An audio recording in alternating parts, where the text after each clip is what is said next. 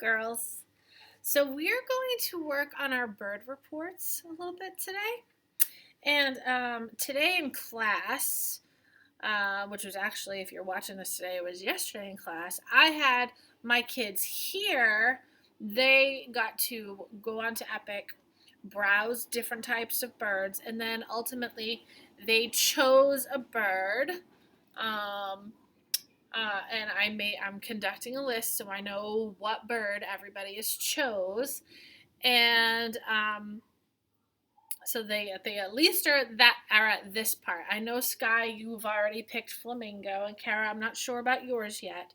And so what we are going to do today, you and I, is that we are going to actually start our first page of our report. Okay, so I believe in yesterday's lesson, I had said for you, Sky and Kara, to go onto Art for Kids, okay, and type in the bird that you chose and see if there was a video there for him to teach you how to draw that bird. Now, Sky, I know that he has a couple of flamingo videos, so you shouldn't have a problem. Kara, once you tell me what your bird choice is, if Art for Kids does not have a video, like there's not a chickadee video, and I had a couple of kids like Nolan pick a chickadee, I had to find another video for him to do a step-by-step drawing. All right, so that's pretty much kind of where you guys are right now, is practicing drawing and illustrating your chosen bird. And then once you've done that a couple of times, because you're gonna have to draw your bird lots of times, we're gonna begin the report. So I have an actual physical book here about the bird that I chose. Now, you guys might not have an actual bird book at home, and if you do, that has a lot of information about your bird choice, fantastic. But if you don't, Epic is another really good resource. Epic has tons and tons and tons of books that are nonfiction about birds and all different kinds of birds. And so what you're going to do is you're going to use the book that you find on Epic, or you might have at home already, which would be wonderful, to conduct your research. Okay? And every day you're going to use that book to find new information about your chosen bird. And today, the information that you are going to be looking for is food, diet. Okay? So, what does your bird like to eat? That's the information that you will be searching for in your book on Epic. Okay?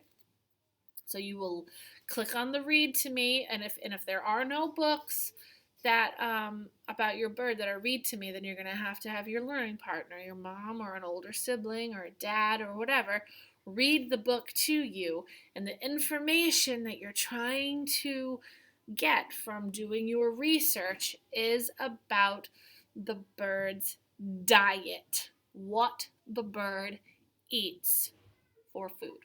Okay? So I'm going to look in this book just like I would look on an Epic. And I would read the book and listen to the book. And there's something super important that I want to show you. I'm reading and I'm scanning and I'm reading and scanning, and remember, I'm looking for information about penguins' diets. Oh, and I think I found it. That was pretty quick. Okay, so if you look at this page, way up here at the top, there are some words that are bigger words than all the other words. Okay, the font, the size of the letters are bigger. And sometimes they're even darker. In this book, they're not. They're just bigger. And they're usually always at the top of the page. That is called a heading. Okay, say heading. Yes, that is called a heading. And that lets me know really quickly what this page is going to be about. And this says seafood. So that's a pretty interesting heading. It has the word food in it. So I'm going to infer that this must be about the penguins' diet. Let's find out. Penguins find all of their food at sea. Okay, so this is definitely about penguins' food. They catch fish, small squid, tiny sea creatures called krill. This is a Galapagos penguin. As it swims, it catches fish and swallows them whole. Ooh, that's cool. Penguins have hooked beaks to help them grab slippery little sea creatures.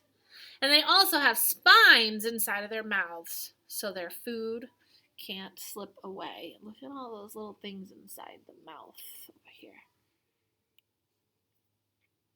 It really grips onto those slimy little sea creatures. Okay, so that just gave me a ton of information. I'm going to hold on to that page. I don't want to lose that page. Even on Epic, you can put a bookmark at the top so you don't lose your page. And so what I'm going to do is I'm going to get a blank piece of paper. All right? Blank piece of paper. And you guys don't have to do this, obviously, because you can put it right down on the table. But I have to put it up so you can see. And I'm going to put a heading because I want my reader to know what this page is going to be about. All right? So I'm going to put a heading. And I'm going to put food. Right? We're in kindergarten. We can put food. All right? So,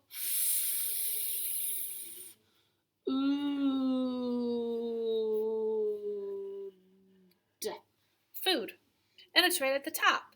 And it's in the middle, sort of-ish. So, that's a pretty good heading. So the rest of my work on this page is going to be all about penguin food. Okay? Yours, Sky, because I know yours is a flamingo, yours is going to be about flamingo food. You know, you can even put a line under it. You don't have to, but it's an option. Now, something else, right here.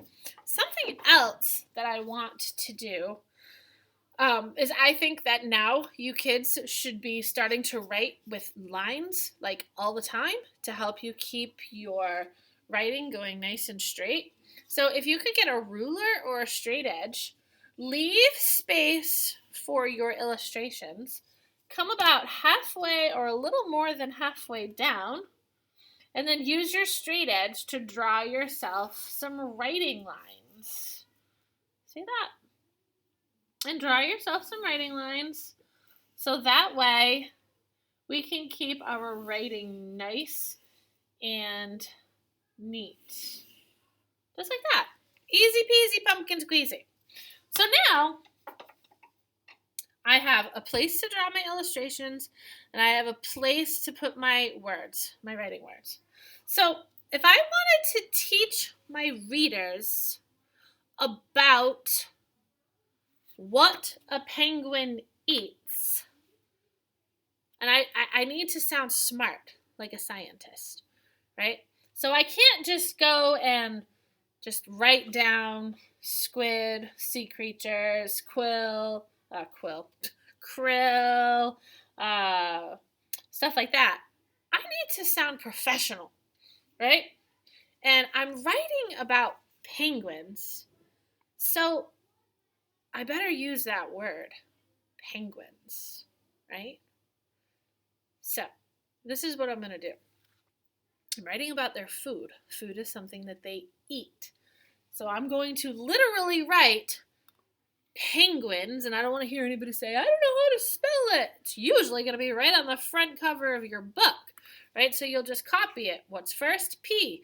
What comes after P? E. What comes after E? N. What comes after N? G, right? So we're going to copy it all the way to the left. Nice and neat. And I like You guys are doing a really, really, really good job of this, of keeping your letters sitting nice and neatly on the lines. Beautiful. Penguins.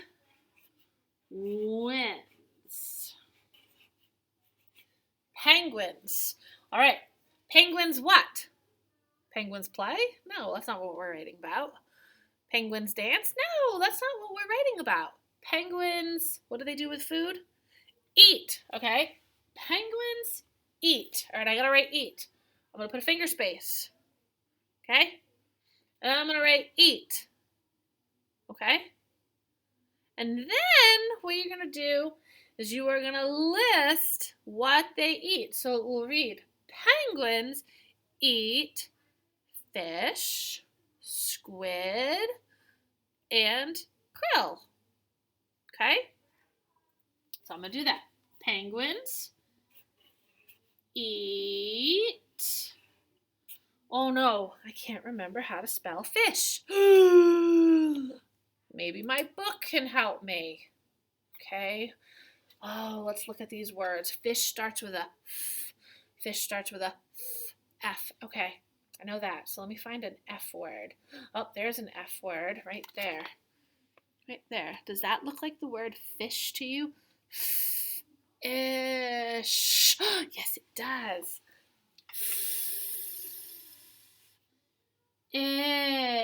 Ish. Okay. Penguins eat fish. What else did it say? Squid. Squid.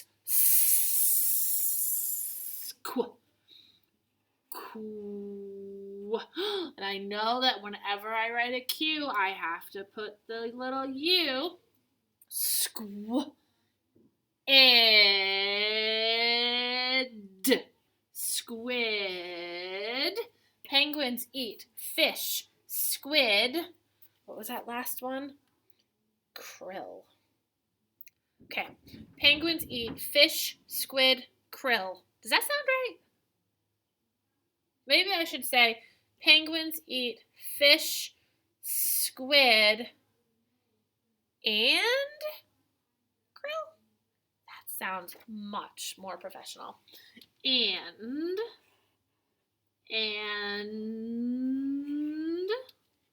krill. How do I spell krill?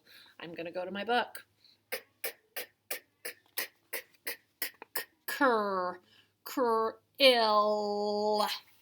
Krill. This is called research. Using text, conducting research, gathering information, organizing information. We're hitting like 10 billion standards right here. Period. Because we ended our sentence. So we put a period. We started with an uppercase letter. Notice that is the only uppercase letter in the whole sentence is the first one. All the rest of them are lowercase. That's why lowercase letters are so important. Penguins eat fish, squid, and krill. Okay, this is your job today. You're going to do your food page. If you want to call it diet page, you can do that too. If you really want to sound like a scientist, do that. Okay? What do you think I need to put up here? Unicorns and fire trucks? Are you sure? A bunch of hearts and rainbows? Should I put fish, squid, and krill? Yeah. Maybe my picture should match my words. Okay? When you're done with your page, don't get it all crumpled. Put it somewhere nice and safe. Make sure you share it with me on Seesaw so I can read it and see it. And then make sure that you don't lose it, because after we're done with this report, we're going to put all the pages together and you're going to have a whole big report all about your bird. It's going to be so cool. All right? So this is our first page. And I should probably draw a penguin too. So I have a lot of illustrations to do. It's a good thing we all are like fantastic artists, right? We're like Picassos and amazing Michelangelo artists in here. So penguins eat fish, squid, and krill. I better have a fish, I better have a squid, and I better have a krill. If you don't know what those look like, you have a Google button on your iPad to get a picture. Okay? And that's your job for today. That should take you a pretty good long while. I hope you have a good time.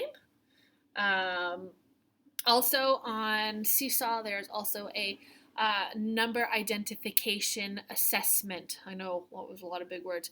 Number identification assessment. It's the same thing that you did before when you were telling me all the letters and all their sounds. This time you're just going to tell me the number names. Okay? Sweet. Love, love, love.